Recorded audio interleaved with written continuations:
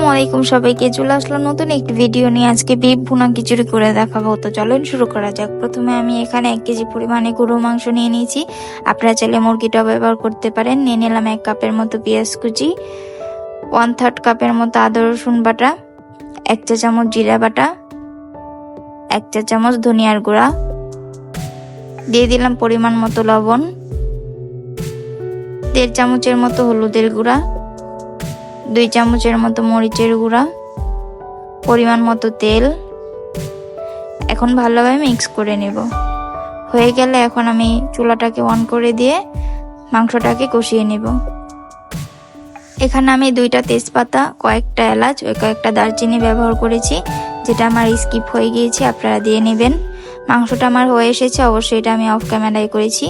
2 cup চাল ও 1 কাপের মতো ডাল ব্যবহার করতেছি। পোলার চাল ব্যবহার করতেছি, আর ডাল হচ্ছে মসুরির ডাল ও মুগ ডাল। মুগ ডালটাকে অবশ্যই ভেজে ব্যবহার করতে হবে, তাহলে ফ্লেভারটা খুব বেশি ভালো আসবে। এখানে আমি ডাল চাল সব মিক্স করে প্রায় আধা ঘন্টার মতো ভিজিয়ে রেখেছিলাম। আর এখানে পরিমাণ মতো পানি দিয়ে দিতে হবে, অবশ্যই গরম পানিটা ব্যবহার করবেন। পানিটা আপনারা যতটুকু চাল ডাল নেবেন তার থেকে দ্বিগুণ পরিমাণে ব্যবহার করবেন। আস্ত কাঁচামরিচ দিয়ে দিলাম কয়েকটা। এখন আমি এটাকে হাই টু মিডিয়ামের মধ্যে রেখে কুক করে নেব। এই তো হয়ে গিয়েছে আমাদের ভুনা খিচুড়ি, দেখতেই পারতেছেন। খিচুড়িটা খুব বেশি মজা হয়েছিল, অনেক বেশি টেস্টি ছিল। সো আজকে এই পর্যন্ত। আমার ভিডিওটি ভালো লাগলে লাইক কমেন্ট শেয়ার করবেন। টাটা।